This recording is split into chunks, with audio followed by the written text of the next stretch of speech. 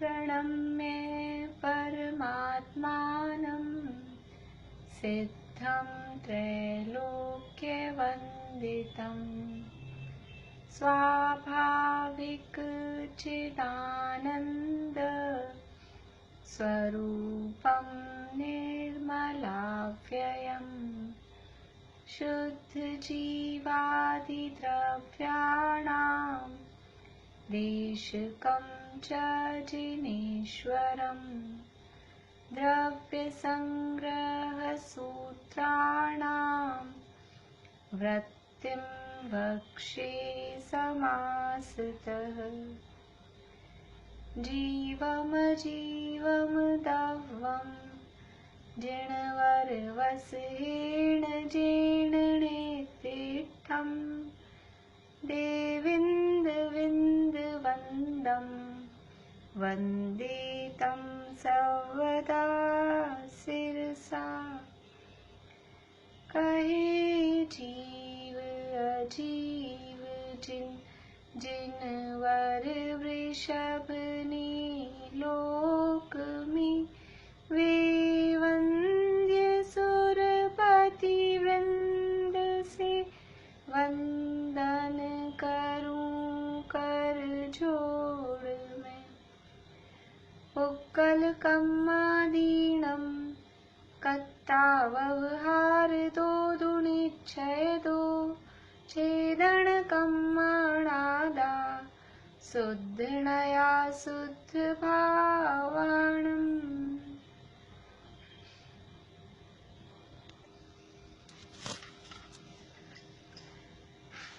पहले गुणस्थान का गमन और आगमन बताना है।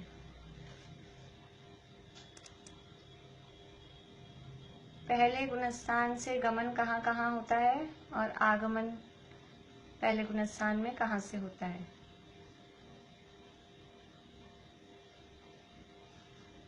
हाँ बोलिए भारती आंटी।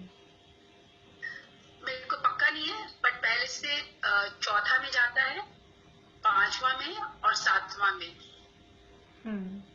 और आ सकता है तीसरे से भी आ सकता है, दूसरे से भी आ सकता है।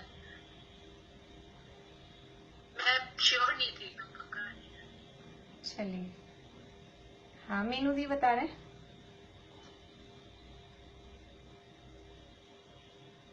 आ सकता है पांचवे से, चौथे से और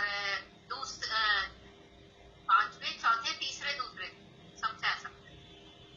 यानी 2 से 5 तक आ सकता है, ऐसा हुआ ना। हाँ 6 से 5 नहीं, 6 से भी तो आ सकता है। हाँ 6 से भी। और गमन में जा सकता है पहले से चौथे, पांचवे, सातवें। और किसी को कुछ कहना है इसमें? हाँ ज्योति जी बोलिए। वो तीसरे में भी जा सकते हैं ना, अगर वो जिनको भी पहले सम्यक दर्शन हो चुका है। हाँ हाँ सादी मिथ्या दृष्टि। बढ़िया बढ़िया। सादी मिथ्या दृष्टि है तो पहले गुणस्थान से गमन देखेंगे। पहले गुणस्थान से कहाँ कहाँ जा सकते हैं। तो सादी मिथ्या दृष्टि है तो तीसरे में भी जा सकता है, अदरवाइज चौथे में, पांचवे में और सातवें में। ये पहले से गमन हुआ। आगमन कहाँ से होगा पहले में? तो ऊपर से या नीचे से चलेंगे तो दूसरे से आ सकता है, तीसरे से आ सकता है, चौथे से आ सकता है, पांचवे से आ सकता है और छठे से आ सकता है। यानी दूसरे से लेकर छठे तक सभी गुणस्थानों से पहले में आ सकता है।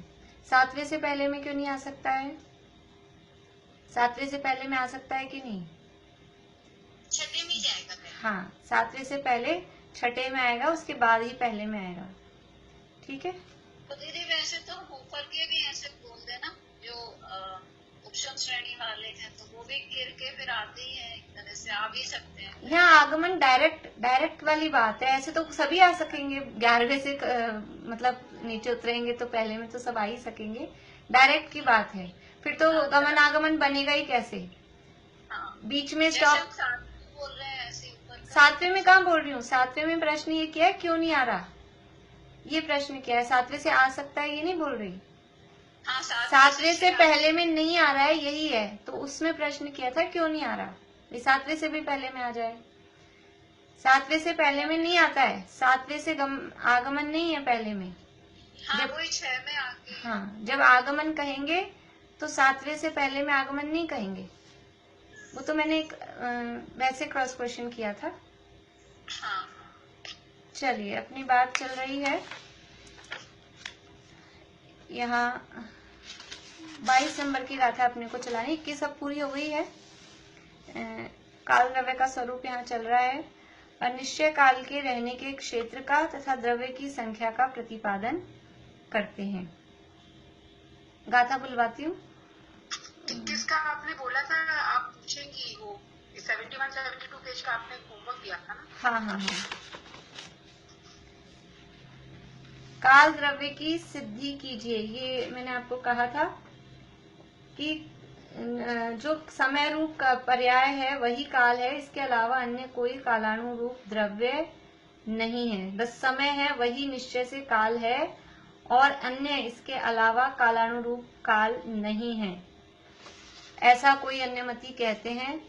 तो इस बात का खंडन करना है, इस बात को सिद्ध करना है कि कालानुरूप द्रव्य भी होता है निश्चय से।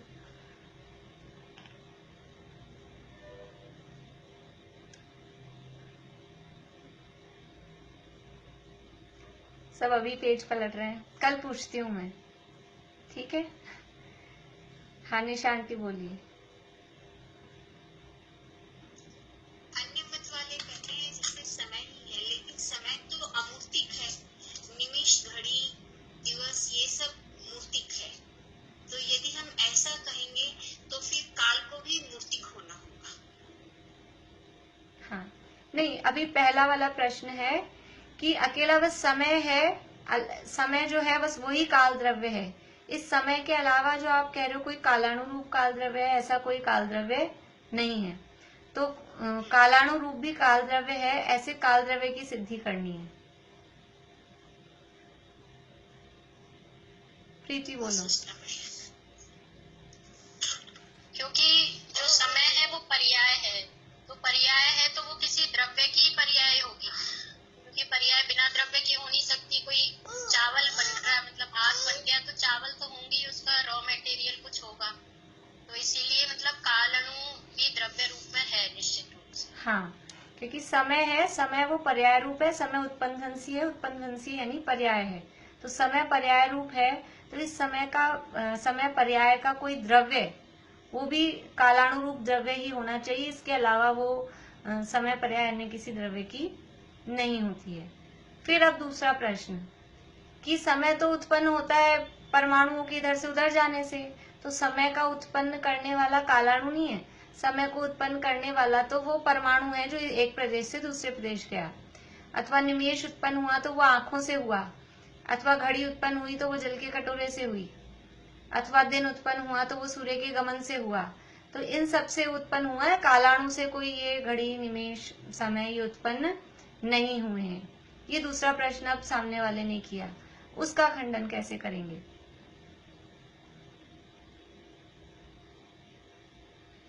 हाँ बोलिए ज्योति जी। हाँ, मुझे क्लियर तो नहीं है, बट वो थोड़ा सा जैसे वो बोलेंगे कि अगर इन चीजों से समय उत्पन्न होता, तो जैसे वो निमेष का लिया तो फिर समय में वो आंख में जो है सफेद काला वो भी होगा उसमें, और जो हमने पानी का लिया एग्जाम्पल, पानी का जो घड़ी है तो उसके भी मतलब अणु बोलेंगे या जो भी, उसका भी इसमें अंश आ जाएगा समय। तर्क क्या दिया, इनके पीछे लॉजिक क्या दिया, जो ये बात कही इसके लिए लॉजिक क्या दिया है। हाँ, तो वो अमूर्तिक है, मतलब इनका मूर्त बना तो उसमें आया नहीं समय। और एक और लॉजिक जो यहाँ दिया है टीका में, हाँ मीनू दी बोलिए। उपादान कारण जो है इसका, वो तो वैसा ही होगा ना जो उसका उपादान कारण है। निमेष में पलक को झपकी तो निमेष में मूर्तिक परमाणु है, पलक का झपकना तो, लेकिन कालाणु तो अमूर्तिक है। तो पलक झपकी तो वो तो पलक का पर्याय होगा ना, जो बीच का जो समय लगा वो निमेष, ठीक, वो हाँ उसका नहीं है, देखिए वो ये जो फल का नहीं। हाँ ये सब है, बात दोनों में आ गई, दोनों की मिलाकर, कि ये जो आप कह रहे हो कालाणु समय को उत्पन्न कर रहा है या आंखों का झपकना वो निमेश को उत्पन्न कर रहा है, तो यदि ऐसा होता, वो उनके उत्पन्न करने वाले यानी वो उसके उपादान होते, वो उसके उपादान होते, तो उपादान के अनुसार ही कार्य होता है। तो ये जो कार्य हो रहा है समय, निमेष, घड़ी, रूप, इसमें उस पुद्गल के परमाणु के या आंखों के या जो जल का कटोरा है उनके कुछ गुण उसमें आने चाहिए थे, और ये तो सारे पदार्थ हैं मूर्तिक, तो उसको समय को, निमेष को, घड़ी को भी मूर्तिक होना चाहिए था, लेकिन ऐसा तो है नहीं। समय दिखाई तो देता नहीं है, निमेष, घड़ी, दिवस आंख से दिखाई तो देते नहीं है, स्पर्श, रसगंध, वर्ण से जाने नहीं जाते, इसलिए वो तो अमूर्तिक है। इसलिए वो इन सब के जो आपने उदाहरण दिए उनकी वो अवस्थाएं नहीं है, वो सब निश्चय जो काल द्रव्य है कालानुरूप उसी की अवस्थाएं होती हैं, क्योंकि उपादान के अनुसार ही कार्य होता है, ऐसा नियम है, ऐसा सिद्धांत है। ये इसके पीछे तर्क दिया। चलिए बढ़िया। अब निश्चय काल के रहने के क्षेत्र का तथा द्रव्य की संख्या का प्रतिपादन करते हैं। गाथा बोलते हैं। सुलोचना भाभी आप बोलिएगा पीछे। लोयायास पदे से, लोयायास पदे से, इक्क के जेठियाहु इक्का, जेठियाहु इक्का, रैणाणं राशि इव, रैणाणं राशि, ते कालाणु असंख्य दवाणी, ते कालाणु संकदवाणी, लोयायास पदे से, इक्क के जेठियाहु इक्का, रैणाणं राशि इव, ते कालाणु असंख्य दवाणी। लोयायास पदे से, इक्के जेठियाहु इक्का, रैणाणं राशि, ते कालाणु असंकदवाणी। बोलिए मनोरमा आंटी, आप बोलिए। लोयायास पदे से, इक्के जेठियाहु इक्का, रैणाणं राशि, ते कालाणु असंकदवाणी। हाँ बढ़िया। लोयायास पदे से, लोयायास यानी लोकाकाश, लोकाकाश के प्रदेशों में, कौन से प्रदेशों में?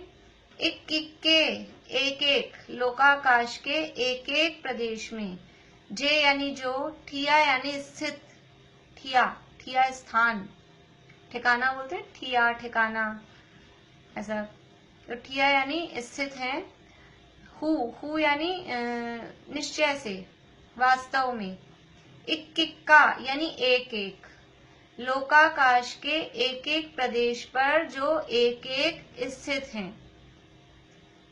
रैणाणम राशि इव, रैणाणम यानी रत्नों की, राशि यानी उनका समूह, रत्नों राशि का अर्थ है समूह, रत्नों के समूह, रत्नों की राशि की, इव यानी समान। रैणाणम राशि इव, ते यानी वे, कालाणु यानी कालाणु, काल के जो अणु है कालाणु, असंख्य दवाणी वो असंख्यात द्रव्य हैं, वो जो कालाणु है वो कालाणु असंख्यात द्रव्य हैं। गाथार्थ, जो लोकाकाश के एक एक प्रदेश पर रत्नों की राशि की भांति भिन्न भिन्न रूप से एक एक स्थित हैं, वे कालाणु असंख्य द्रव्य हैं। देखो भिन्न भिन्न रूप से शब्द गाथा में नहीं दिया है, लेकिन रैणानम राशि कहा है, तो जैसे रत्नों को हम रखेंगे तो वो रत्न एक दूसरे में घुसते नहीं है, मिलते नहीं है, रत्नों को रखा जाएगा ऐसे लोकाकाश के एक एक प्रदेश पे एक एक, तो वो ऐसा सब अलग अलग, यानी अलग अलग जितने भी कालाणु हैं सबकी सत्ता अलग अलग है, सब अलग अलग द्रव्य हैं। ये यहाँ बता रहे हैं कि वो असंख्य कालाणु हैं, वो असंख्य कालाणु, हर कालाणु एक अलग स्वतंत्र द्रव्य है, इसलिए यहाँ ते कालाणु असंख्य द्रव्याणि, वे कालाणु असंख्य द्रव्य हैं, ऐसा कहा। फिर से गाथा बोलती हूँ, उसके बाद में जो नीचे हिंदी पद्यानुवाद है वो भी बोलेंगे। रेखा भाभी बोलिएगा आप।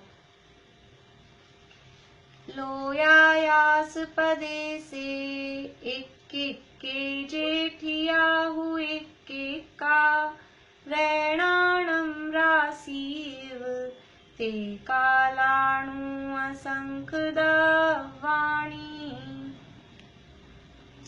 लोयायास पदे से एक एक के जेठियाहु एक एक का, रैणाणं राशिव ते कालाणु असंख्य द्रव्याणि। लोकाकाश प्रदेश निमाहि, एक एक परिजुदे गिणाहि, जे असंख्य तिष्ठे थिर रूप, कालाणु जिमरत ननितु। वो इसी का भाव यहाँ दिया है हिंदी पद्यानुवाद में। देखिए टीका देखते हैं। लोयायास पदे से इक्किक के जेठियाहु इक्किक का, लोकाकाश के एक एक प्रदेश पर जो एक एक संख्या में स्थित हैं, यानी इसको प्राकृत से अपन अन्वय करें तो लोयायास इक्किक के प्रदेश से जे इक्किक का ठिया, हु तो निश्चय पाद पूर्ति के लिए भी लगाया, निश्चय के अर्थ में है, निश्चय में वास्तव में। तो लोकाकाश के एक एक प्रदेश पर जो एक एक संख्या में स्थित है, हु यानी स्पष्ट रूप से, वास्तव में, ऐसा नहीं कि बस कुछ कह दिया है, वास्तव में लोकाकाश के एक एक प्रदेश पर एक एक संख्या में स्थित कालाणु है। किसके समान? रैणाणम राशि इव, रत्नों की राशि के समान। परस्पर तादात्म्य रहित रत्नों की राशि की भांति। परस्पर तादात्म्य, तादात्म्य का अर्थ होता है एक दूसरे में मिल जाना, उस रूप हो जाना, वो कहलाता है तादात्म्य। जैसे ये संबंधों में आते हैं, एक तो अपन ने नाम सुना है एक क्षेत्र अवगाह संबंध। किस किस के बीच में होता है एक क्षेत्र अवगाह संबंध? आत्मा के प्रदेश, जैसे प्रदेश आत्मा और शरीर में। हाँ, शरीर और आत्मा। आत्मा और शरीर में एक क्षेत्र, जीव और शरीर में एक क्षेत्र अवगाह संबंध है। इसके अलावा अभी 6 द्रव्यों में भी एक क्षेत्र अवगाह संबंध है। समझ लीजिए हम जहाँ हैं वहां पर धर्म धर्म आकाश काल ये भी द्रव्य हैं, तो उनमें भी एक क्षेत्र अवगाह संबंध है। एक ही क्षेत्र पर रहना अनेक द्रव्यों का, वो उनमें एक क्षेत्र अवगाह संबंध कहा जाता है। दूसरा संबंध होता है तादात्म्य संबंध। तादात्म्य का मतलब है उस रूप होना, तत् आत्म, वह अपने रूप है। जैसे कि अग्नि में और उष्णता में, अग्नि में और उष्णता में तादात्म्य संबंध है। अग्नि उष्णता रूप है, उष्णता अग्नि रूप है। ज्ञान में और आत्मा में कौन सा संबंध है? तादात्म्य संबंध है। दोनों एक दूसरे के रूप हैं। ज्ञान के बिना आत्मा नहीं, आत्मा के बिना ज्ञान नहीं, तो वो कहलाता है तादात्म्य संबंध। यहाँ कह रहे हैं परस्पर तादात्म्य रहित। तादात्म्य रहित मतलब दोनों एक दूसरे के रूप नहीं होते। जैसे रत्नों की राशि है तो वो रत्न एक दूसरे में मिल नहीं जाते। रत्न जैसे एक एक रत्न अलग अलग रहता है, ऐसे यहाँ जो कालाणु है वो सब एक एक प्रदेश पर एक एक कालाणु अलग अलग रहते हैं, तादात्म्य रहित। क्योंकि कोई ऐसा सोच सकता है असंख्यात कालाणु लोकाकाश में रहते हैं तो वो सब मिलके जुड़ जुड़ा के एक हो जाते होंगे। जैसे ऐसा होता है ना, अपन ने बर्फी बनाई, बेसन की चक्की बनाई, थोड़ी ढीली रह गई तो हमने उसके पीस कट करके और रख दिए डब्बे में, और फिर क्या हुआ, वो क्योंकि ढीली थी तो सब मिलके एक हो गई। कभी कभी लड्डू बनाते हैं, घी ज्यादा हो जाता है और गर्मी के दिन हो और हमने डब्बे में भर दिए, हम सफर में ले गए, सब मिलके क्या हो जाता है, वो एक हो जाती है, सब बर्फी बन जाती है लड्डू की। तो ऐसा ये जो कालाणु है वो कालाणु असंख्यात तो है, लेकिन गर्मी पड़े और पिघल जाए और सब एक हो जाए, तो ऐसा नहीं है। वो सब तादाद में रहित हैं, परस्पर तादाद में रहित हैं, सब अलग अलग कालाणु हैं रत्नों की भांति। वे कालाणु हैं। उनकी कितनी संख्या है? असंख्य द्रव्याणि। लोकाकाश के प्रदेश प्रमाण असंख्य द्रव्य हैं। पेज नंबर 74 पे आ गए हैं अपन। लोकाकाश के प्रदेश प्रमाण असंख्य द्रव्य हैं। अब बता रहे हैं, तो जो गाथा का अर्थ था वो सीधा सीधा किया है। अब टीका विशेष रूप से चालू हो रही है। विशेष, जिस प्रकार अंगुली की वक्र पर्याय की उत्पत्ति जिस क्षण होती है उसी क्षण पूर्व की सीधी पर्याय का व्यय होता है और अंगुली रूप से द्रव्य रहता है, इस प्रकार द्रव्य की सिद्धि होती है। तथा जिस प्रकार केवल ज्ञानादि की व्यक्ति रूप से कार्य समय सार का उत्पाद, निर्विकल्प समाधि रूप कारण समय सार का विनाश और उन दोनों के आधारभूत परमात्म द्रव्यत्व रूप से द्रव्य है, इस प्रकार भी द्रव्य की सिद्धि है। उसी प्रकार कालाणु को भी मंद गति से परिणमित पुद्गल परमाणु द्वारा प्रकट किए गए और कालाणु रूप उपादान कारण से उत्पन्न हुए जो वर्तमान समय का उत्पाद है, वही भूतकाल के समय की अपेक्षा से विनाश है और उन दोनों के आधारभूत कालाणु द्रव्य रूप से द्रव्य है। इस प्रकार उत्पाद व्यय और द्रव्यात्मक काल द्रव्य की सिद्धि है। काल द्रव्य की सिद्धि कर रहे हैं। काल एक द्रव्य है, तो वो काल द्रव्य है। द्रव्य किसे कहते हैं?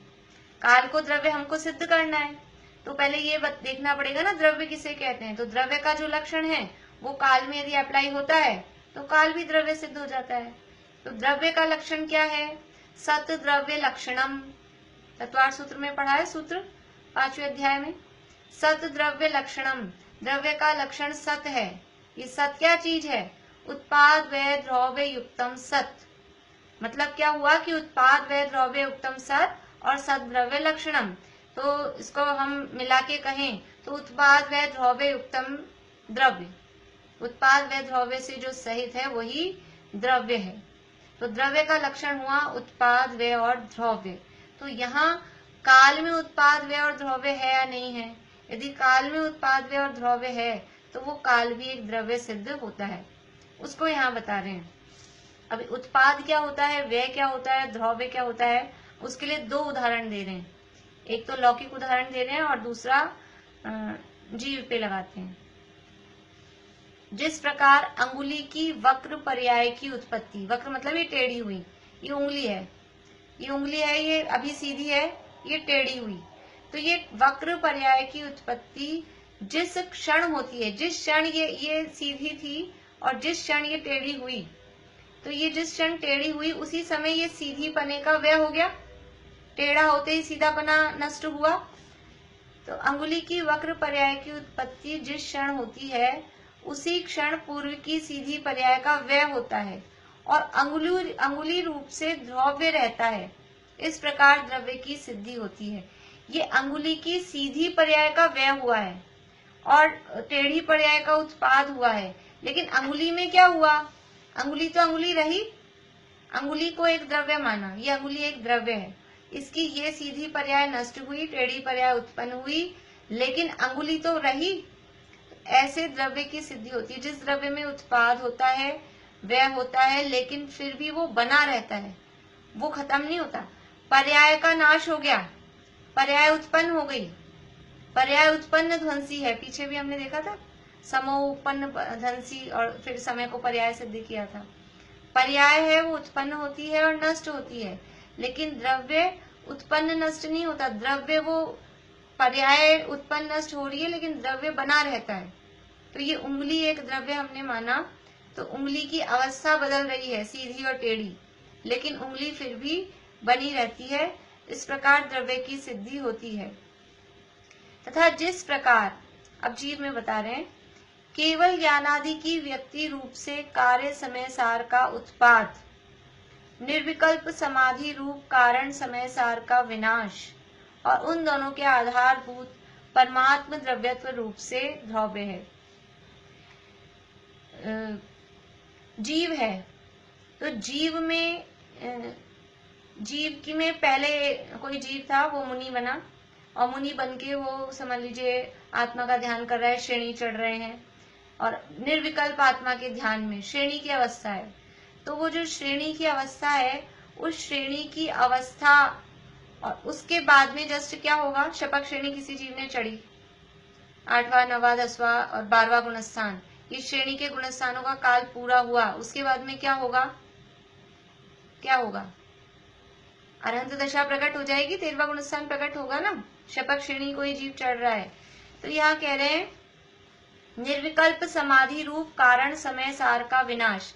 यहाँ कारण समय सार का विनाश मतलब अभी पर्याय रूप कारण समय सार लेना। देखिए दो तरह के अपन ने ज्ञानोपयोग का प्रकरण पढ़ा था, जो अपने मंदिर में क्लास चलती थी, तो नियम सार के आधार पे अपन ने देखा था, कारण स्वभाव ज्ञानोपयोग और कार्य स्वभाव ज्ञानोपयोग। ख्याल में है कुछ लोगों को? तो वहां कारण और कार्य, कारण कहते हैं जैसे ज्ञानोपयोग में कारण कार्य कहा, इसी तरह परमात्मा भी कारण कार्य कहते हैं। एक कार्य परमात्मा और एक कारण परमात्मा। कारण किसे कहते हैं कि परमात्मा होने का जो कारण है वो तो कहलाता है कारण परमात्मा, और परमात्म दशा जो बाहर में प्रकट हो गई कार्य रूप में, वो कहलाती है कार्य परमात्मा। तो एक हुई कारण परमात्मा और एक है कार्य परमात्मा।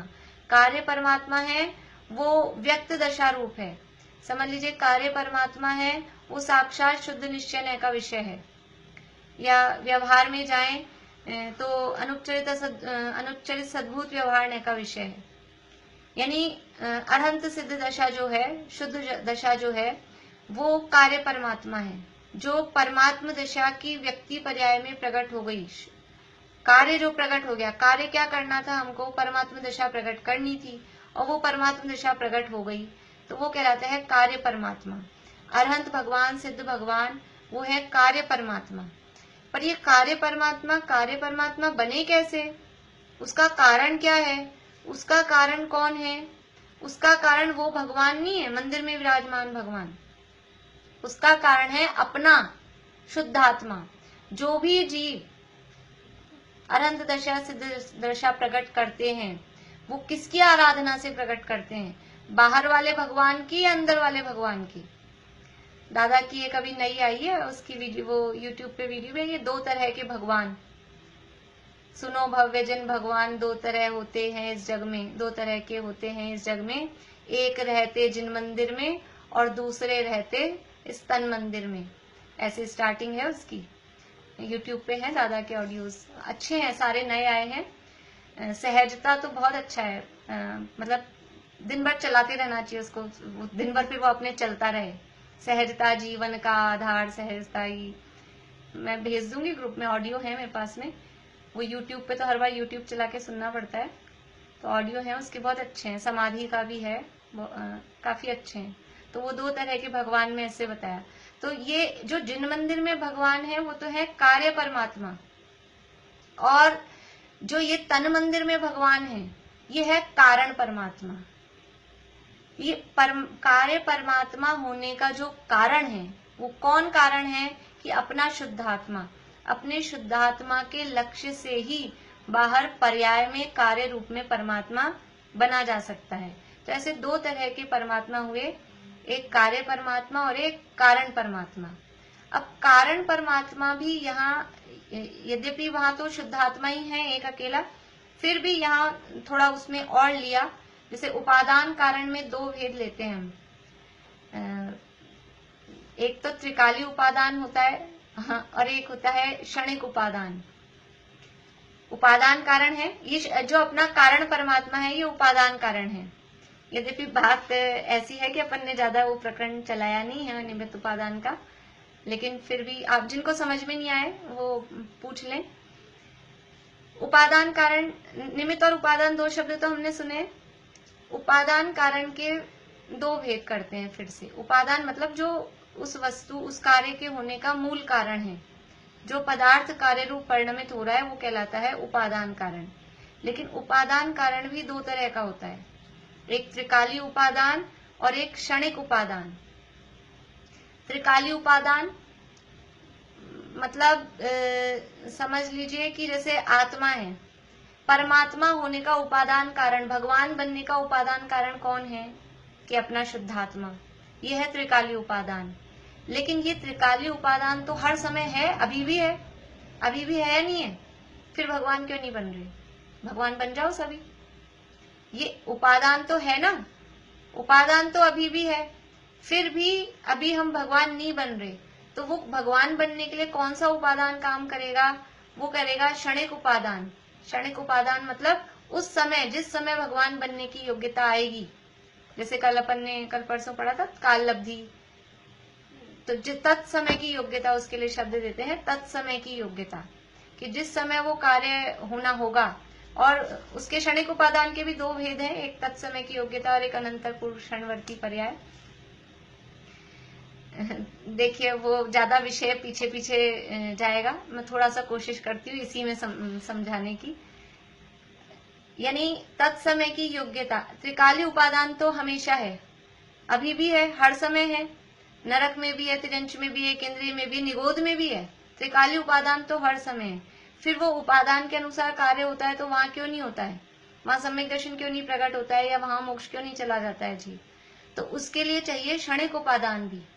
और क्षणिक उपादान का मतलब है कि जस्ट उसके पहले, यानी जो कार्य होना है उस कार्य होने के जस्ट पहले कौन सी पर्याय आएगी, उस पर्याय का व्यय हो और तत्समय की योग्यता, यानी अब जो कार्य होना है उसका उत्पाद हो, तब वास्तव में वो कार्य होता है।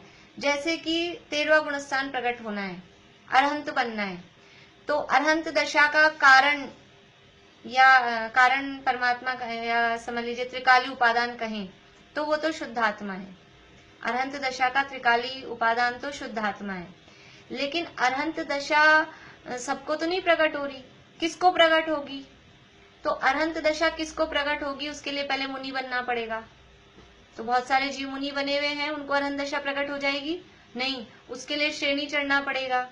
अब श्रेणी में भी 8वां, 9वां, 10वां, 12वां, 4 गुणस्थान है, तो 8वें वाले को नहीं हो रही, 9वें वाले को नहीं हो रही, 10वें वाले को नहीं हो रही। किसको होगी? कि ये 12वें गुणस्थान का व्यय और 13वें गुणस्थान का उत्पाद। तो वो क्षणिक उपादान कौन सा कहा जाएगा अरहंत दशा के लिए? तो थोड़ा बड़ा लें हम, तो श्रेणी की दशा या मुनि दशा का व्यय और अरहंत दशा का उत्पाद। या फिर हम बारीक पकड़ें तो 12वें गुणस्थान का व्यय और 13वें गुणस्थान का उत्पाद, ये कहलाएगा। तो 12वें गुणस्थान का व्यय, ये कहा पूर्व क्षणवर्ती पर्याय का व्यय, और 13वें गुणस्थान का उत्पाद, ये हुआ तत्समय की योग्यता, वो उस समय जो उत्पन्न हो गया। बात एक ही है, लेकिन एक को व्यय की तरफ से कह रहे हैं, एक को उत्पाद की तरफ से कह रहे हैं। किस किस को समझ नहीं आ रहा कुछ भी? अच्छा है शिमला वहां भी नहीं है। समझ में आ रहा है? अर्पणा समझ में आ रहा है आपको? जी मैम आ रहा है। ठीक है। तो ये उपादान में इस तरह के, त्रिकाली उपादान में भी इस तरह के दो तरह के भेद हैं। तो कार्य का वास्तव में नियामक कारण कौन होता है? जो भी कोई कार्य हो रहा है उसका असली कारण कौन है? त्रिकाली उपादान या क्षणिक उपादान? तो असली कारण होता है क्षणिक उपादान। क्षणिक उपादान, त्रिकाली उपादान तो हर समय मौजूद है। यदि त्रिकाली उपादान को कार्य का असली कारण कहें तो हर समय कार्य होना चाहिए, फिर तो कभी भी कार्य होना चाहिए, तो है ही। जैसे आपने पीपे में आटा भरा है, तो सारे, अगर वो आटा में रोटी बनने की शक्ति है, वो रोटी बनने का कारण है, तो पूरे पीपे में जितना आटा है सबकी रोटी बन जानी चाहिए एक साथ? नहीं, वो जितना हम क्षणिक निकालते हैं, परात में जितना हम लेते हैं, वो उसमें भी फिर जो हम आटा उसलने के बाद भी जो लोया लेते हैं, जिसकी रोटी बननी होती है, जितना आटा बिखर जाना होता है वो बिखर जाता है। तो वो जो जिस समय वो बन रहा है, वो क्षणिक उपादान कारण ही वास्तव में कार्य का नियामक कारण होता है। तो देखिए, एक मिनट दीदी। हाँ, तो जो जैसे एक तो हो गई अनंतर पूर्व क्षणवर्ती पर्याय, और जो अनंतर उत्तर क्षणवर्ती पर्याय और तत्समय की योग्यता सेम होती है? सेम। अनंतर उत्तर क्षणवर्ती पर्याय बोले या तत्समय की योग्यता बोले, एक ही बात है। अनंतर का मतलब कोई कठिन, ऐसा लगता है अनंतर कौन सा शब्द है? अनंतर का मतलब है बिना गैप के, जस्ट पहले वाली वो अनंतर पूर्व क्षणवर्ती कहलाती है, और जस्ट अगली वो अनंतर उत्तर क्षणवर्ती कहलाती है। जैसे 12 के बाद 13, ये बिल्कुल जस्ट बाद वाला है। 12वें गुणस्थान का व्यय और 13वें गुणस्थान का उत्पाद। वास्तव में बस ये कहने के लिए दो हैं। इस जैसे ये उंगली की सीधी दशा, इसका व्यय, अपन बोल रहे हैं तो टाइम लग रहा है, लेकिन ये तो व्यय होके टेढ़ी दशा का उत्पाद हो गया। उंगली की सीधी दशा का व्यय और टेढ़ी दशा का उत्पाद, इसमें दो समय लग रहे हैं क्या? एक ही समय में दो काम हो रहे हैं। सीधी पर्याय का व्यय भी हो रहा है और टेढ़ी पर्याय का उत्पाद भी हो रहा है। ऐसे ही 12वें गुणस्थान का व्यय और 13वें गुणस्थान का उत्पाद। तो वो कहने के लिए अनंत पूर्व क्षणवर्ती पर्याय का व्यय जब कथन करते हैं, बताते हैं, तो भेद करके इस तरह से ही कहते हैं। तो ये क्षणिक उपादान दो रूप हैं। अब यहाँ आते हैं, यहाँ पे क्या इससे देखना है अपने को। जिस प्रकार केवल ज्ञानादि की व्यक्ति रूप से कार्य समय सार का उत्पाद, निर्विकल्प समाधि रूप कारण समय सार का विनाश और उन दोनों के आधारभूत परमात्म द्रव्यत्व रूप से द्रव्य है, तो केवल ज्ञानादि की व्यक्ति रूप से कार्य समय सार का उत्पाद यानी अनंत दशा का उत्पाद हुआ, 13वें गुणस्थान का उत्पाद हुआ। ठीक है, कार्य समय सार का मतलब है अरहंत सिद्ध दशा। अनंत भगवान भी कार्य समय सार है, सिद्ध भगवान भी कार्य समय सार है। समय सार यहाँ पे समय सार कहते हैं द्रव्य कर्म, भाव कर्म, नो कर्म से रहित आत्मा, उसको शुद्धात्मा। द्रव्य कर्म, भाव कर्म, नो कर्म से रहित जो शुद्धात्मा है वो समय सार है। तो वास्तव में सिद्ध भगवान इस रूप में लेंगे तो सिद्ध भगवान है कार्य समय सार, लेकिन अनंत भगवान भी भाव कर्म से भी रहित हैं और आधे द्रव्य कर्म से भी रहित हैं और नो कर्म भी कहने के हैं वास्तव में, इसलिए अनंत भगवान को भी कार्य समय सार कहते हैं, वो भी है। तो ये लेकिन जो समय सार है, समय सार दो तरह के। समय सार का अर्थ है, समय का अर्थ होता है आत्मा और सार का अर्थ है जो आत्मा में जो सारभूत है। सारभूत है मतलब गंदगी से रहित है। जैसे अपन किसी भी चीज का सार लेते हैं, नींबू का सार क्या है कि उसका जो रस है, बस वो नींबू का रस वो उसका समय सार है, बाकी छिलका विलका जो भी है वो सब उन सब से रहित वो उसका सार। तो समय का सार, समय यानी समय शब्द के यद्यपि और भी अर्थ होते हैं, 6 द्रव्य भी होते हैं और भी होते हैं, लेकिन यहाँ समय का अर्थ आत्मा। तो आत्मा कौन सा, समय सार कौन सा कि गंदगी से रहित, द्रव्य कर्म, भाव कर्म, नो कर्म से रहित जो आत्मा है यानी शुद्धात्मा, वो है समय सार। तो ऐसा शुद्धात्मा दो तरह का, एक कार्य रूप और एक कारण रूप। द्रव्य कर्म, भाव कर्म से और नो कर्म से रहित जो आत्मा है वो दो टाइप के हैं। एक तो अरहंत और सिद्ध भगवान जो सामने दिखाई दे रहे हैं कार्य रूप, वो भी है, और एक इन अनंत सिद्ध दशा को प्रकट करने वाला जो है वो भी द्रव्य कर्म, जो मूल पारम पारिणामिक भाव, जो पारिणामिक भाव है वो पारिणामिक भाव कर्मों से, ये 4 भावों से, इन सबसे रहित है, तो वो भी समय सार है। तो दो तरह के समय सार हो गए, एक कारण समय सार और एक कार्य समय सार। चमेली आंटी आपको समझ में आ रहा है? नहीं आ रहा? चलिए अभी तो क्या करें, कोई बात नहीं, ये जितना आए देखिएगा। फिर से पढ़ते हैं। जिस प्रकार 4-5 बार सुन के समझ में आता है।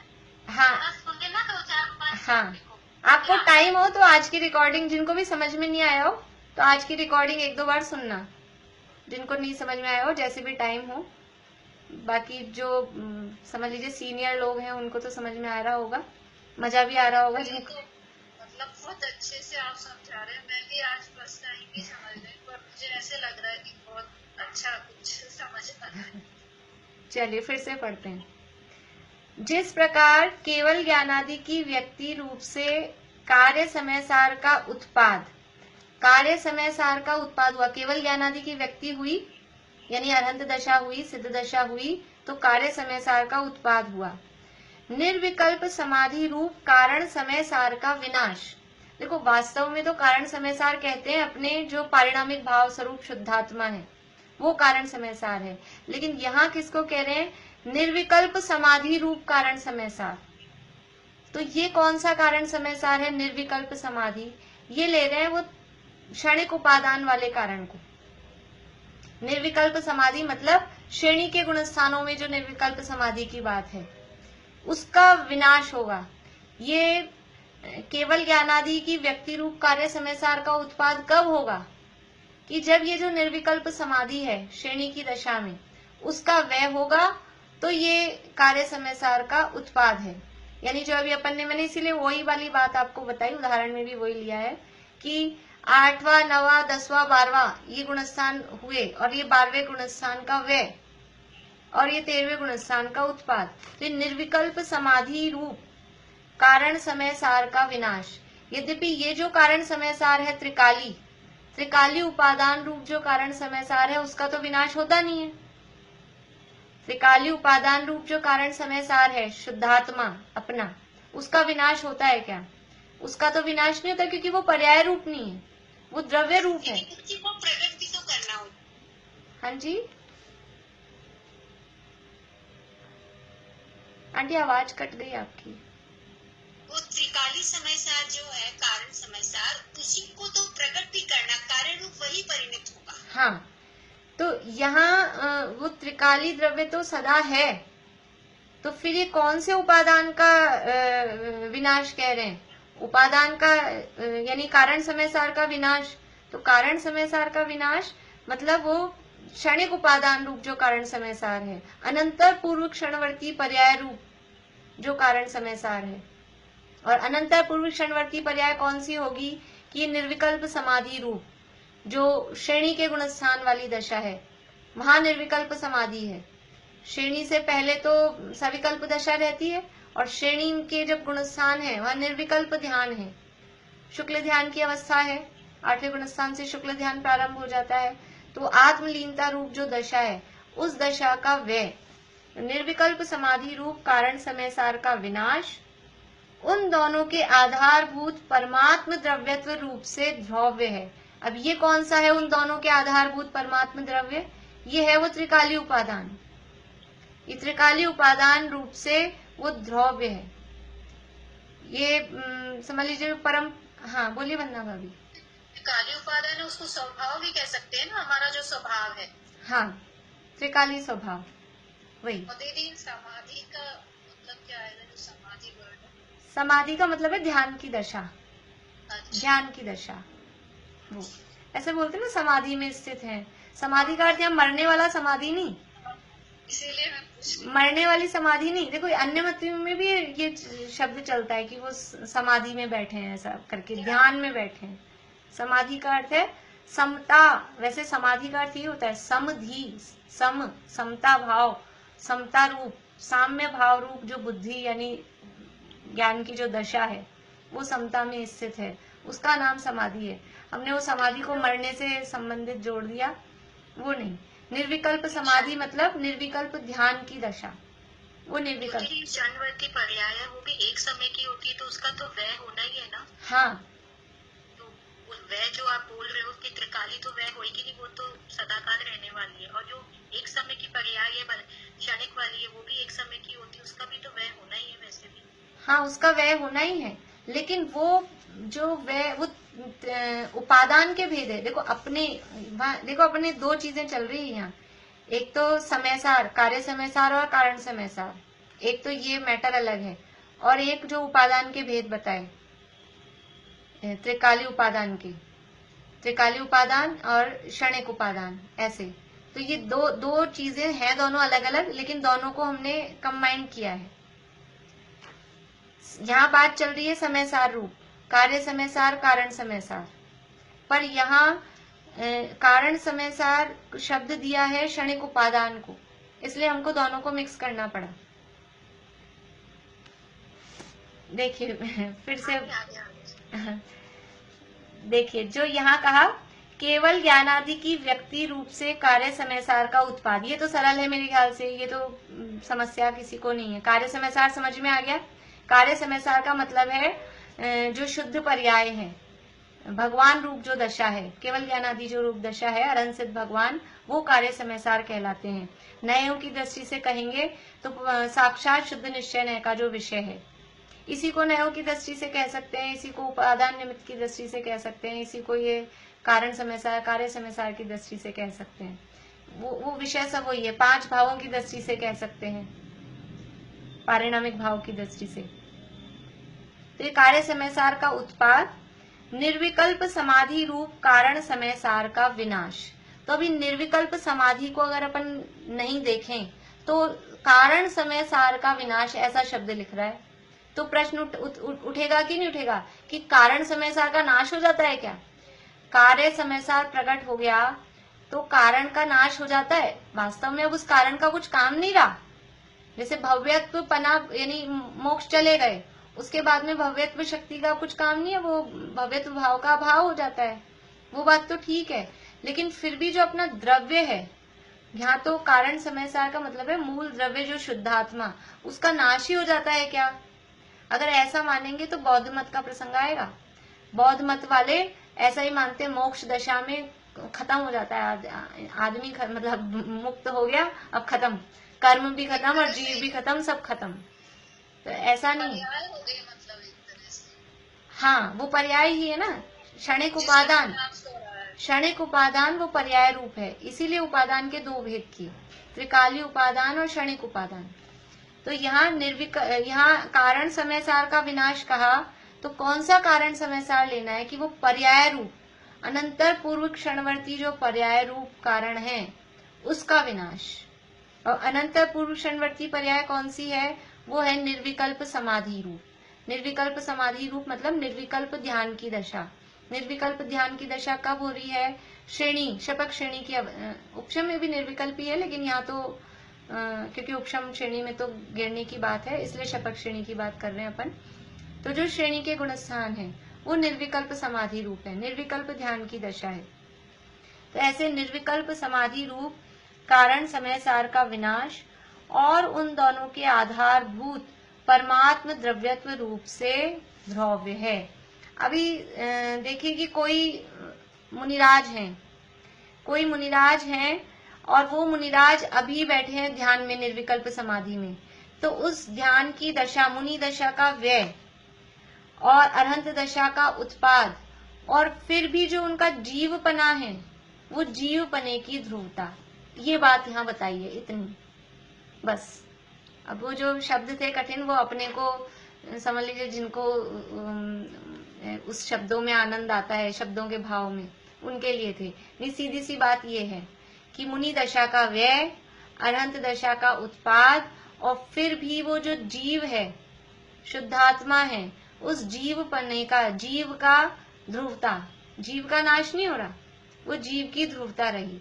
इसको दूसरा भी उदाहरण दे सकते थे, लेकिन उनको तो अध्यात्म बताना है ना। ये जीव तो आत्मा है और जो मुनि दशा है वो पर्याय हो गई उसकी। हाँ हाँ, वो आत्मा की ही पर्याय है। उदाहरण ऐसा भी दे सकते थे, एक पर्याय का व्यय और दूसरे पर्याय का उत्पाद। हाँ, और द्रव्य की ध्रुवता, द्रव्य की ध्रुवता रही। तो ये द्रव्य तो सदाकाल एक रूप रहने वाला कारण परमात्मा हो गया ना। हाँ, इसको ऐसा भी कह सकते थे, मनुष्य पर्याय का व्यय, देव पर्याय का उत्पाद और जीव की ध्रुवता। जीव तो वही है। जैसे समझ लीजिए मारीची है, मारीची पर्याय का व्यय, और अपन अभी लंबा चलते हैं, महावीर पर्याय का उत्पाद। यद्यपि बीच में बहुत सारी पर्याय आई है, लेकिन अपन इधर से चलें तो मारीची पर्याय का व्यय, महावीर पर्याय का उत्पाद, पर जीव वो दोनों में एक ही है। जो जीव मारीची में है वही महावीर में है। तो ऐसा ये उत्पाद व द्रव्य बताना है, वो जीव की अपेक्षा से इस तरह से उत्पाद व द्रव्य बताया है। कुछ पूछ रहे हैं अपनी शांति? सिद्ध दशा में भी वही घटित किया था ना, सिद्ध हाँ, दशा का उत्पाद, संसार दशा का व्यय और जीव। हाँ, पीछे जो अपन ने सिद्ध दशा में भी उत्पाद व्यय घटित किया वो भी इसी तरह से किया।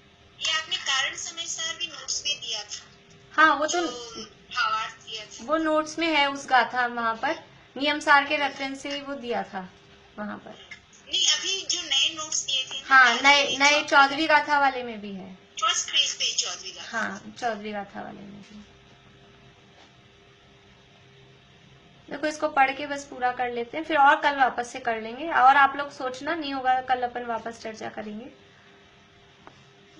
इस प्रकार भी द्रव्य की सिद्धि है, उसी प्रकार कालाणु को भी मंद गति से परिणमित पुद्गल परमाणु द्वारा प्रकट किए गए और कालाणु रूप उपादान कारण से उत्पन्न हुए जो वर्तमान समय का उत्पाद है, वही भूतकाल के समय की अपेक्षा से विनाश है और उन दोनों के आधारभूत कालाणु द्रव्य रूप से द्रव्य है। ये कालाणु भी किस प्रकार से कालाणु में उत्पाद व द्रव्य है कि उस कालाणु तो उपादान है, कालाणु रूप उपादान कारण से उत्पन्न हुए वर्तमान समय का उत्पाद। ये वर्तमान समय, ये जो समय है, समय का उपादान कौन है? समय का उपादान है कालाणु। तो कालाणु रूप उपादान से उत्पन्न हुए जो वर्तमान समय, वो उत्पाद है। और वो जो अभी उत्पाद हुआ वही भूतकाल के समय की अपेक्षा से विनाश है। वर्तमान समय का उत्पाद, जैसे अभी कहा था ना, पूर्व पर्याय का ये सीधी पर्याय का व्यय, तो ये टेढ़ी पर्याय का उत्पाद बोलेंगे तो वो जो टेढ़ी पर्याय का उत्पाद है वो सीधी पर्याय का व्यय है। एक ही है ना, दोनों टाइम एक ही तो है। टेढ़ी ये पहले नष्ट हो गई और फिर ये पर्याय बाद में उत्पन्न हुई हो, ऐसा थोड़ी ना होता है। ये और ये एक ही समय में हो रहा है ना। सीधापना खत्म तो टेढ़ापना स्टार्ट, टेढ़ापना खत्म तो सीधापना स्टार्ट, ये एक ही समय में हो रहा है। तो कालाणु रूप उपादान कारण पुद्गल परमाणु द्वारा प्रकट किए गए और कालाणु रूप उपादान कारण से उत्पन्न हुए जो वर्तमान समय का उत्पाद है, वही भूतकाल के समय की अपेक्षा से विनाश है और उन दोनों के आधारभूत कालाणु द्रव्य रूप से द्रव्य है। कालाणु द्रव्य तो द्रव्य है, वो बना हुआ है और उसमें वर्तमान जो पुद्गल परमाणु जिसमें निमित्त है, पुद्गल परमाणु द्वारा प्रकट किए गए, मतलब उसके द्वारा पहचानने में आ रहा है, जानने में आ रहा है, उसमें जो समय वर्तमान समय का उत्पन्न हुआ तो पूर्व समय नष्ट हो गया। अभी 2:43 उत्पन्न हुए तो 2:42 का व्यय, 2:43 का उत्पाद, और जो फिर भी अभी जो समय है उस समय की ध्रुवता कालाणु रूप उसकी ध्रुवता। इस प्रकार उत्पाद व्यय और द्रव्यात्मक काल द्रव्य की सिद्धि है। और इसको कल वापस से ले लेंगे, ये जो लास्ट की कुछ लाइन है और भी पीछे से एक बार आप लोग पढ़ना। इसमें ये जो अरिहंत का बताया वो इसलिए बताया होगा ना, जैसे कालाणु में वो समय नष्ट हो गया, दोबारा नहीं होएगा, तो वो श्रेणी से जब आप चढ़े तो बारहवां गुणस्थान हमेशा के लिए नष्ट हो गया। हाँ, वो फिर आएगा ही नहीं। हाँ, और अरिहंत अवस्था हो गई। जो पर्याय एक बार नष्ट हो गई वो दोबारा उत्पन्न नहीं होती। हमको तो लग रहा है हम बार बार में उंगली की भी हम ये सीधी टेढ़ी कर रहे हैं ना, तो ये जो सबसे पहले मैंने आपको टेढ़ी करके दिखाई थी वो टेढ़ी गई, अब जो टेढ़ी हो रही है ये दूसरी टेढ़ी हो रही है। जो पर्याय एक बार नष्ट हो जाती है वो दोबारा उत्पन्न नहीं होती। हम बार बार में मनुष्य बन रहे हैं, हम बार बार में मनुष्य बन रहे हैं, लेकिन जो मनुष्य एक बार बन के अवस्था गई वो गई। पर्याय जो एक बार नष्ट हो गई वो दोबारा उत्पन्न नहीं होती, ऐसा यहाँ बताना है। दीदी थैंक यू। आज मुझे ये कारण परमात्मा कार्य समझार और कारण समझार समझ में आ गया, तो ऐसे लग रहा है बहुत सारा कुछ समझ आ गया जो समझना चाहिए ना। बहुत अच्छा लग रहा है। चलिए, जय जिनेंद्र।